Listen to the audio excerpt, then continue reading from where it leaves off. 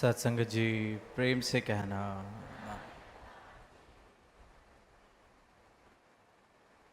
यहाँ बेगमपुर के इस मैदान में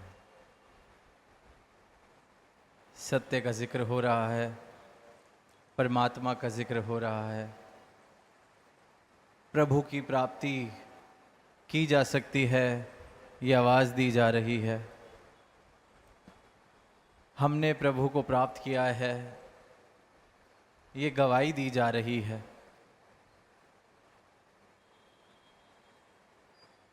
और आगे सारे ही मानव परिवार से ये गुजारिश करी जा रही है कि आप भी इस अवस्था को प्राप्त कर सकते हैं। वो अवस्था जो सुख और दुख से परे है, वो अवस्था जो गिले शिकवे से परे है, वो अवस्था जहाँ सिर्फ प्रेम बह सकता है, सिर्फ और सिर्फ प्रेम का प्रवाह है।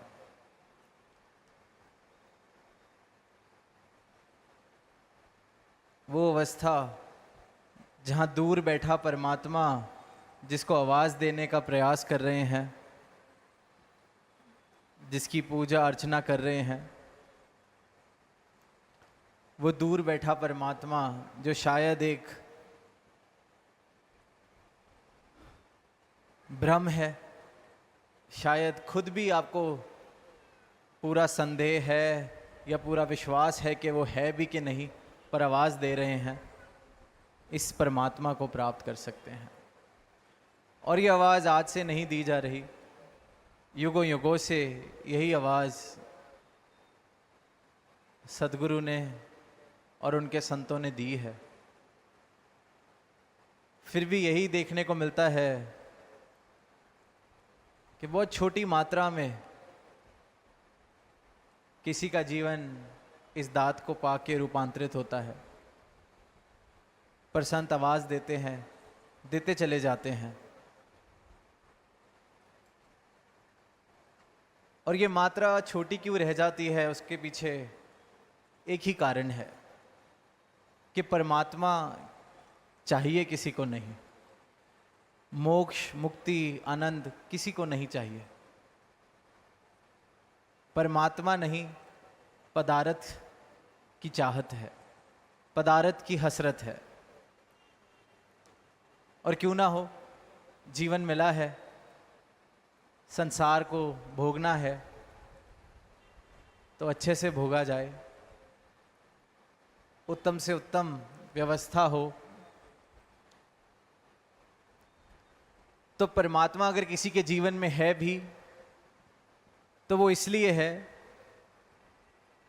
कि जो हसरतें हैं संसार की, उसको पूरा करने के लिए अगर ये परमात्मा कोई योगदान दे दे, इसका नाम जप लें तो कोई काम आसान हो जाए, तो क्या हर्ज है, ले लेते हैं नाम।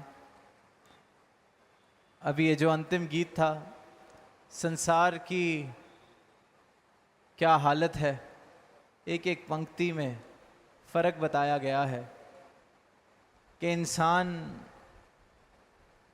जिसे भक्ति कह रहा है, जिसे इबादत कह रहा है, वो इंसान की अपनी चालाकी के, अपने ही अहंकार के कारण, अपने ही भ्रम के कारण, अपने कुछ प्रयासों को उसने भक्ति का नाम दे दिया है। पर जैसे संसार में हर किसी से व्यापार कर रहा है, वैसे परमात्मा के नाम पे भी उसने व्यापार ही शुरू कर रखा है। कहा कि कुछ पाना है इसलिए नाम लिया जा रहा है, तो ये इबादत नहीं। किसी चीज़ से डर है कि कोई सज़ा ना हो जाए, इसलिए नाम लिया जा रहा है, तो ये भी इबादत नहीं। इबादत तो प्रेम है। प्रभु को पाके, प्रभु से प्रेम इस कदर हो जाना कि फिर सिर्फ ये प्रभु ही बच गया। कहीं पढ़ने को मिला था कि एक शराबी, उसने बहुत नाम कमाया अपने गांव में कि इससे बड़ा शराबी किसी ने नहीं देखा। अब अचानक उसने वो शराब पीनी छोड़ दी तो सारे गांव में चहल पहल मच गई कि इसने, जिसको जाना ही इसलिए जाता है कि ये शराब पीता है, अव्वल दर्जे का ये शराबी है, इसने शराब पीनी कैसे छोड़ दी। तो इतने लोगों ने सवाल पूछा तो शराबी भी थक गया जवाब देते देते। उसने कहा सबको इकट्ठा करा जाए, पूरा गांव इकट्ठा कर लिया जाए, सबको एक ही बारी में बता देता हूं।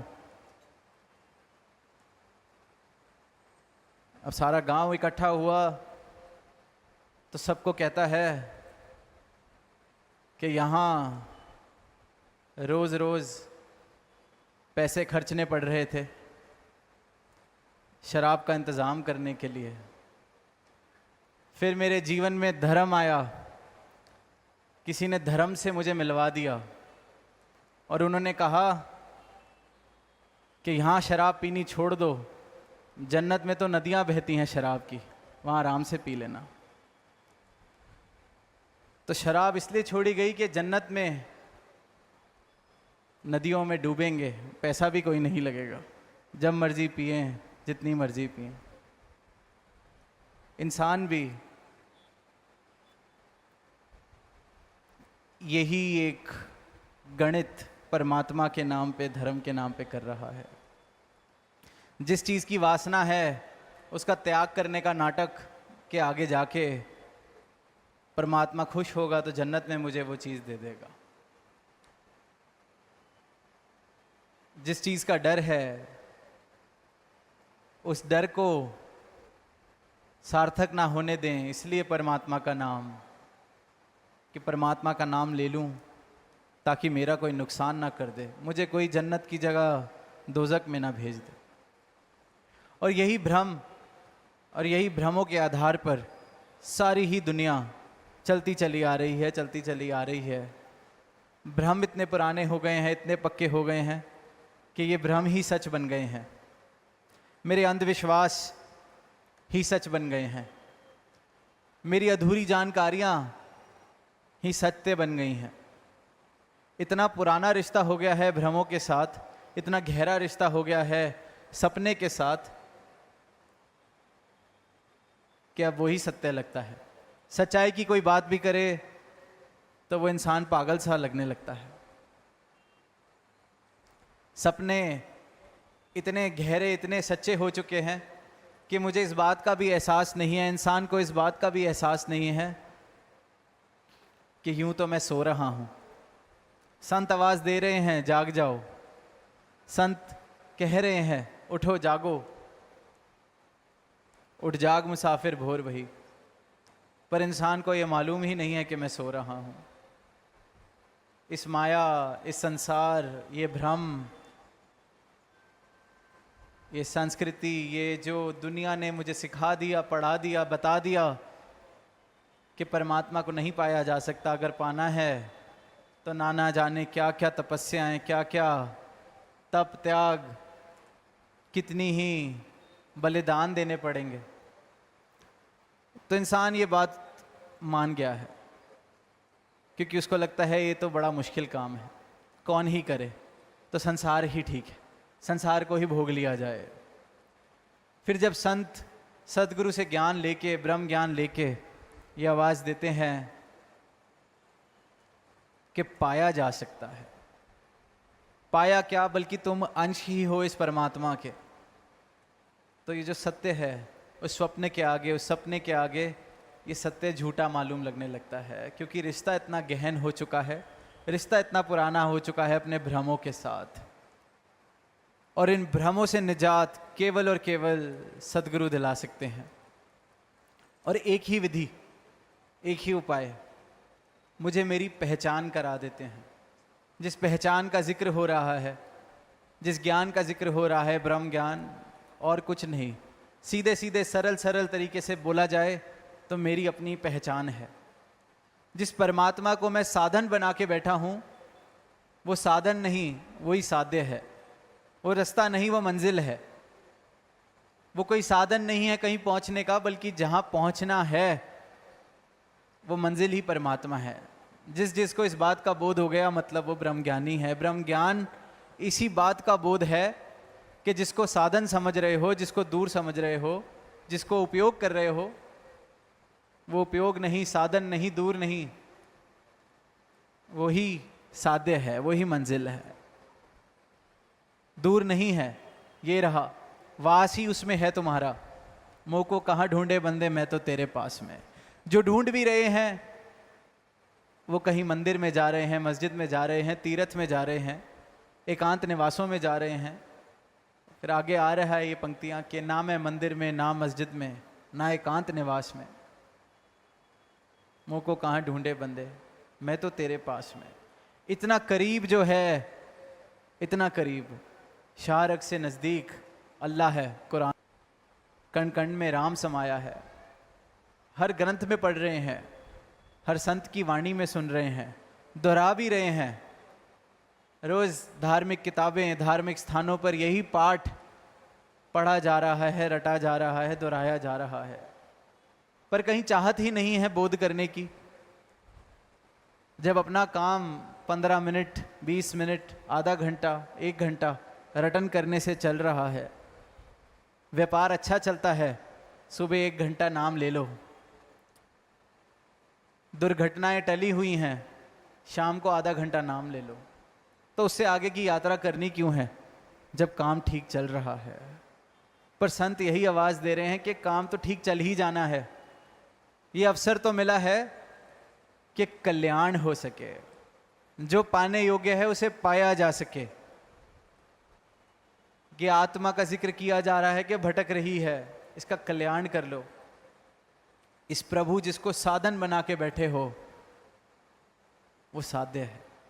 जिसको सिर्फ चर्चा का विषय बना के बैठे हो, वो प्राप्ति के योग्य है। और जिसको तुम भूले बैठे हो, वो तुम खुद हो। और इसी बोध का, इसी अवस्था का नाम ब्रह्म ज्ञान है।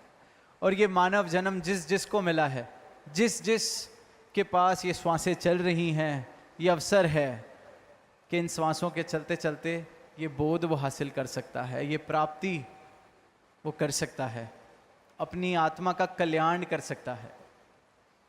क्योंकि ये जीवन की एक व्यवस्था है, जन्म है, मृत्यु है, और उसके बीच में ही ये अवसर है।